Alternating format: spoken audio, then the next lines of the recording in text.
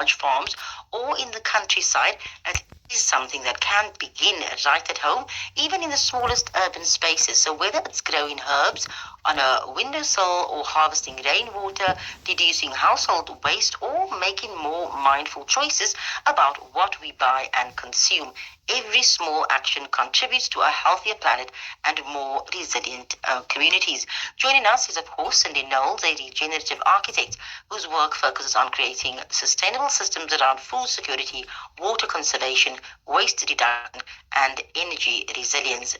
Cindy, good afternoon, and thanks so much for joining me. Good afternoon, Zainab. Thank you so much. I trust that you had a lovely weekend and you're ready for this Monday. Absolutely. I hope you are too. I'd like to believe I am, but I am. Cindy, when people hear the words sustainable living, they often imagine expensive eco homes or large rural properties. But what does sustainable living actually look like for someone living in a city or a suburban neighborhood? That's a very good question because people always get the perception based on pictures, what sustainability is all about. But when you live in a concrete jungle, it's a completely different story. So, what sustainable living actually means in a suburb is that you basically have to do whatever you can to lower your carbon footprint. And your carbon footprint means how much pollution you give off as a person and as a household, basically, that will impact the environment. So you do these things by the choices that you make around energy, using less of it, using less water, trying to rather use sustainable methods like growing your own food and so forth. And it's about setting up these interventions in your home as best you can in the surrounding that you are working with. And so practical ways that we can do this is using energy efficient appliances. I think quite a few of us have already gotten into that. We use a washing machine that either uses less water or less electricity. It's about trying to do composting by using your kitchen scraps. It's about separating your recyclables and reducing single use purchases. It's about growing herbs, vegetables, or indigenous plants in small spaces, whether it's a small yard, a balcony, shed spaces, or even trying to do a victory garden. It's about harvesting rainwater, using that water very carefully, where you don't have to rely or depend on municipal water. So replacing those systems where you can. And then it's about joining shared solutions like community gardens, community solar projects, community water harvesting projects. So in the concrete jungle, space is very limited. And we have to be cognizant and conscientious about our choices because that is where what we do stems from. And so it's very important that we try to use nature when we are making these choices so that our output can be beneficial to the environment. Now, many South Africans have limited outdoor space. How can someone living in a townhouse or apartment or a small home start growing some of their own food, for instance? I know we mentioned windowsills, but really, how can people do that? So the amount of space doesn't really matter because you should try to use every single space available to you that you can. And this, as you say, includes windowsills and so forth. But I don't know if you remember, but back in the day, people on their stoops, they used to have these hanging pot plants, so to say. And I think it's time that we go back to those types of concepts where we utilize space in an efficient way, but in a clever way that is also not, it looks attractive and so forth. So it's also about choosing the right type of plants for the space that you have. So you have to consider how much sunlight exposure there is, and based on how much sunlight you get, that will determine the types of plants that you will be choosing, because if you want to grow vegetables that has a lot of sunlight, you would obviously take those vegetables. If you don't have a lot of sunlight, then you would take more vegetables that don't need a lot of sunlight and so forth. So it's important to look at your environment and what the plant itself will need in order to grow sufficiently and properly for you. So it's about using containers where you can, using plastic buckets where you can. Also, like, those small little carousel wheels that you have under things, they're not that expensive anymore. You can even take boxes or old cupboards or just any type of container, put these little wheels on and push them out into the sun during the day and bring them back in at night, just so that whatever you have planted can get sunlight and so forth if you don't have any space outside, for example. It's about using like foil to reflect sun, so using old CDs, pieces of foil, those types of things, glass, old pieces of glass, old mirrors, just to get more sunlight directed onto the plant that you are, trying to grow. And so we need to also think of the types of plants that we are using. Like the easy things to grow is things like spinach, lettuce, rockets, spring onions, parsley, basil, coriander, mint, and so forth. And then our root, and those are leafy vegetables. Our root vegetables to grow is radish and carrots.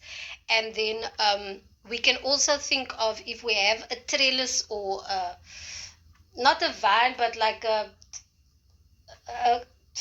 what do you call this thing that you have outside?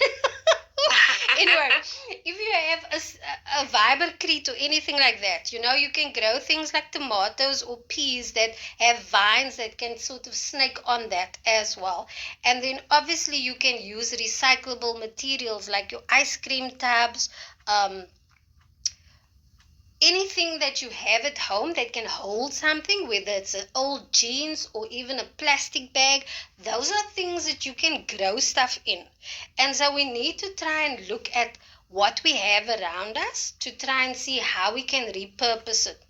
A very quick starter pack for those who do have just a little bit of money is that you can maybe buy 2 medium pots to grow some herbs. You can buy 1 deep container for your carrots or your tomatoes, and then just a tray or some hanging pots for your spinach and lettuce, so that you have a variety, but that you're utilizing your space as well. Now, even a few herbs can make a difference. Which herbs or edible plants would you recommend for beginners, and what are some of the everyday culinary or medicinal benefits? Okay, a beginner herb garden that you should focus on is obviously the most easiest herbs to grow, but that also have medicinal functions as well, because then you can use it, in emergencies for when you need it, because medicine is also expensive. So I would start with basil. It's great for pastas, salads, pestos, and infused oils, but it's also good for digestion issues, anti-inflammatory issues, and it's antimicrobial, which means it can be used for almost anything that causes sickness. Then there's mint. Lovely in salads, teas, chutneys, sauces, but also can be used for digestion, especially nausea and respiratory decongestion, which is really helpful now in winter. And then there's parsley. You use it in soup, stews, omelets, almost anything, but it has a heavy metal detoxifying property. It also has a brain booster and helps with heart health and freshens your breath as well. Coriander, you can use it in curries, salads, sambals, and it is a very, very good heavy metal detoxifier. It boosts your immune system. It does help with weight loss, and it helps with sugar blood sugar and heart health problems. Chives is also an easy thing to grow. Also, you can use in stews, spreads, salads. It's good for bone health and for your immune support and also for eye health. And then thyme, which is really good for winter. You use it on your meats and stews, and it helps with almost everything to do with your respiratory issues. So whether it's coughs, whether it's flus, colds, decongestion is what it will do if you use it. Then oregano, lovely for stews and gratins and so forth, and it is an extremely strong antibiotic.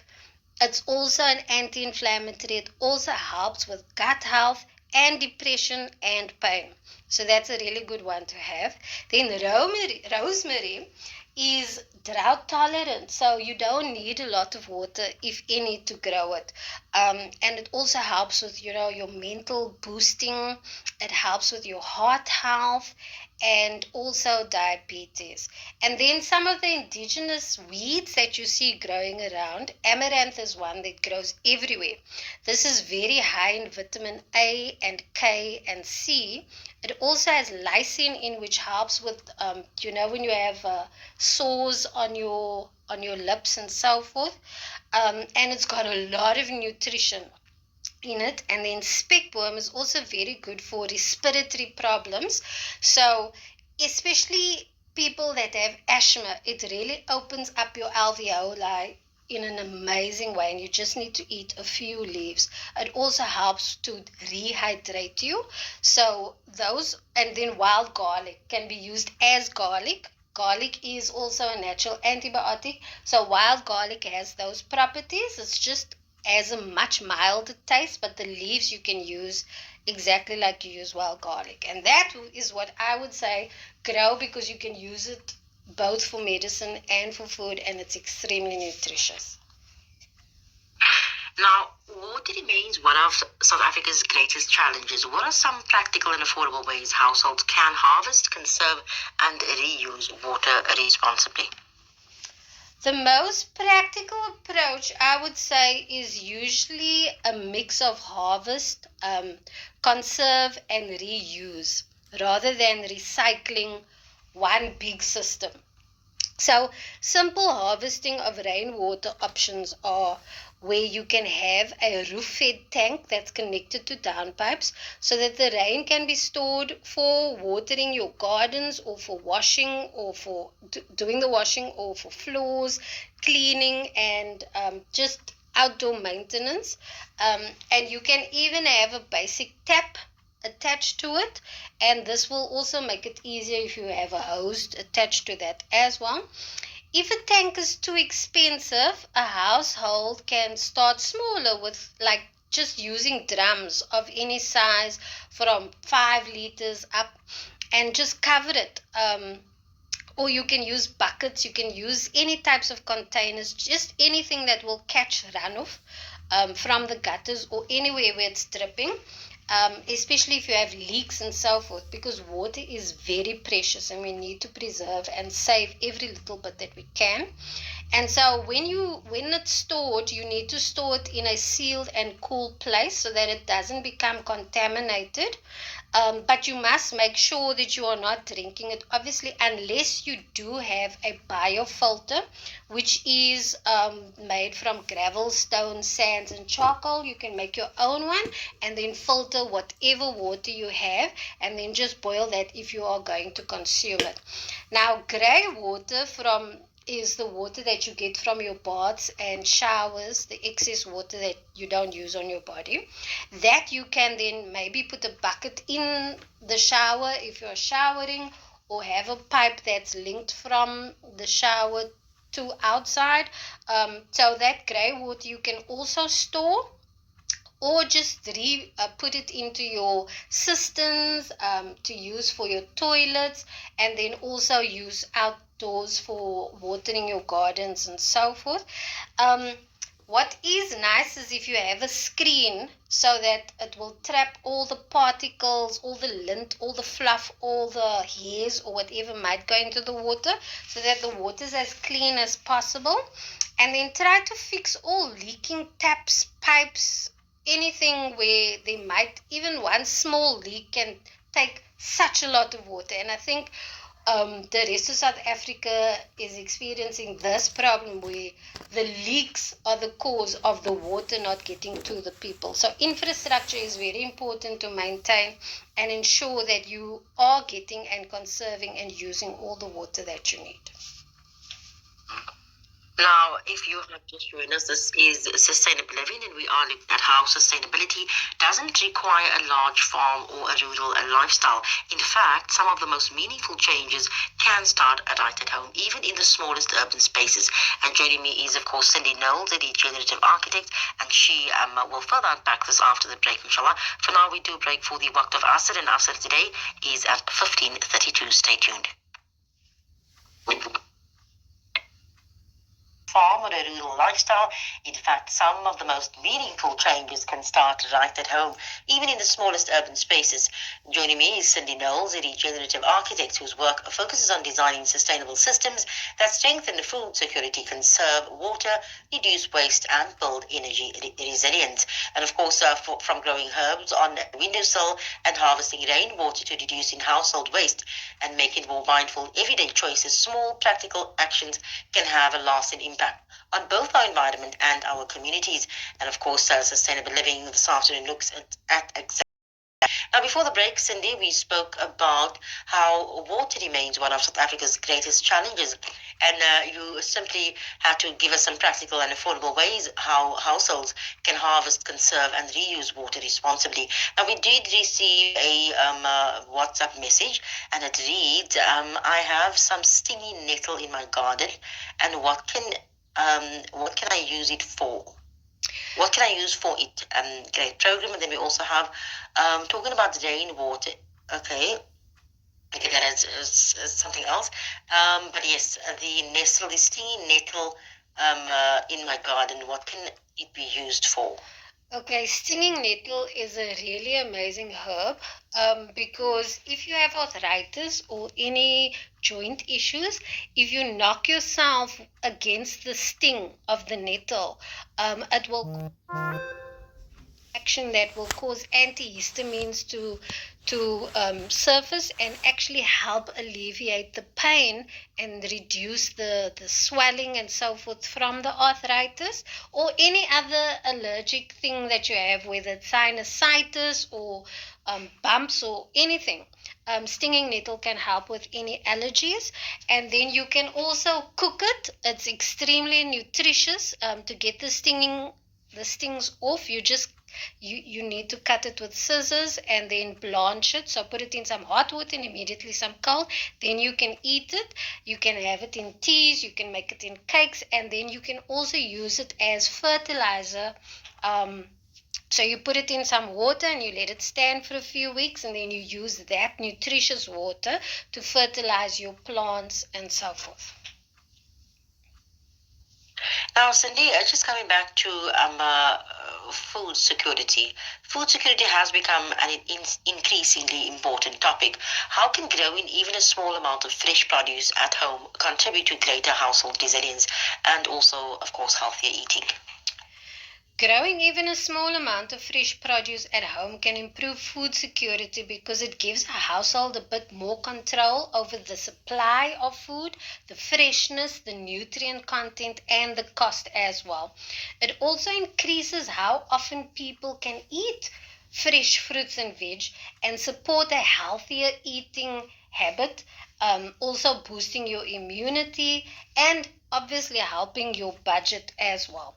Now, homegrown food is usually picked fresh, so it tastes better and it is even more healthier.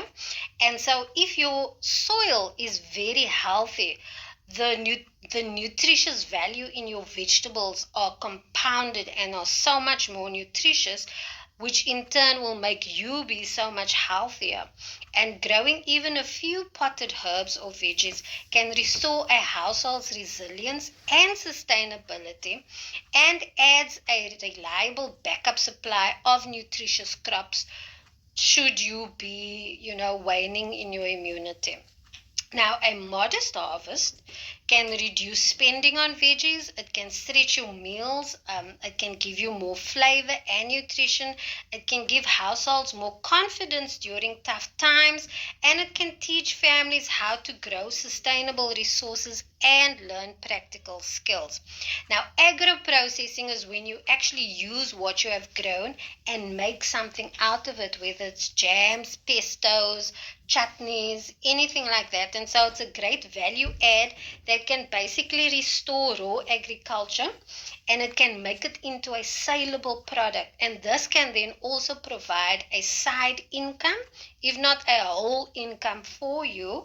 And it's simply just using ferments, juicing, seasoning, pickling, anything like that. Those are the different avenues you can go in and actually make a side hustle from it. So the concept is called gastronomy. That is when the process of from when the seed is planted until it reaches your plate. So the whole journey of that vegetable, how it is maneuvered, and then how the nutrient value is added to your life, that whole concept is called gastronomy. And that is something that each of us can actually play a very big role in. If we learn to be more sustainable, we can then put more sustainable products on our tables and in the market. Okay, if you have just joined us, this is Radio 786. Therefore, I show the final few minutes. We have, of course, our sustainable living, and today we are talking about how ordinary South Africans living in cities can adopt sustainable lifestyles through small spaces and gardening, water harvesting, herbal planting, and also conscious consumption. Cindy Knowles joins me for exactly this. Now, Cindy, waste is another major environmental concern. What simple changes do you think families can make to reduce waste, recycle more effectively, and also perhaps even begin composting at home?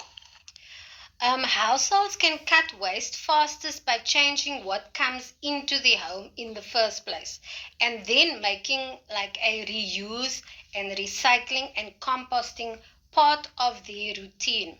And then a simple system is buy less, sort better, and keep food scraps out of the landfill. So if you're thinking about the end goal of what the product you are bringing into your house is going to be doing, and you could literally change the life cycle or the journey that it will run.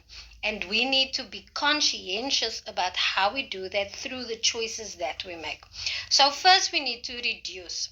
The easiest way to reduce is to avoid disposable items and excess packaging, and rather do things like reusable shopping bags, water bottles, lunch containers, using a cloth instead of a paper towel, buying in bulk, and all these things can help cut down the daily rubbish that we just throw away. Then we need to reuse things more. And so before we throw something away, always ask whether it can be reused again or repaired or donated or repurposed into something else. Things like glass jars can store food and small items. Old clothes can become cleaning rags, and grow bags can become containers that you can actually grow vegetables in or store leftovers or use as storage containers. Then we need to recycle better. So the easiest recyclables are cardboard, paper, cans, glass, and plastic bottles. And we need to form a recycling group, and in our neighborhood, if there isn't a recycling hub in the neighborhood, try to form a recycling group and have one person out of the group every week go and deposit the recyclables at a hub. So we need to not only be conscientious in our homes, but also our communities, which also creates community awareness and togetherness, because now we are forming bonds and we are creating spaces that's best for our environment. And then we also need to start composting, and this is the best way that we can reuse our food waste. We can also make things, like I said, agro-processing. So from your compost, or at least from your wet waste, half of it can go into your compost. The other half you can boil down and make into spice bouillon, because that's how you make spice bouillon, and make your own stock cubes. You can even sell your own stock cubes. You can grind it down into a powder and make your own nice spice, like maybe an onion spice or a carrot spice, garlic spice. You can try all different types of things, but it's about thinking about how you can repurpose things instead of throwing it away. Now, Cindy, for someone that is listening right now that may feel a little bit overwhelmed by the idea of becoming more sustainable, what are 3 simple steps that could start this week that would make a meaningful difference over time? I know sometimes it is quite overwhelming because you don't know where to start and you don't know what to do. So 3 simple steps that you could do is buy a little less, waste a little less, and move a little differently. These 3 habits are really easy to start. It's low cost and you can build meaningful impact over time by being intentional about what you do. You can shop more intentionally. So before buying, if you see something, think about, why do you need it? Or can you rather buy it secondhand? Or can it be sort of repackaged, or is there another way? Do you have other stuff at home that you can repurpose instead of what it is that you want to buy? And then you can cut food and household waste by pick one waste habit that you can think of that you want to incorporate into your weekly meals, maybe, or reusing your leftovers, or carrying reusable bottles or bags. Just decide to do one small thing, and that one small thing every week you change it up, and then it will become bigger things and bigger things over time. And then shift those routines and try and incorporate, it will become a more sustainable habit because your mindset has changed. So Cindy, thank you very much for sharing such practical and inspiring advice with us today. It's a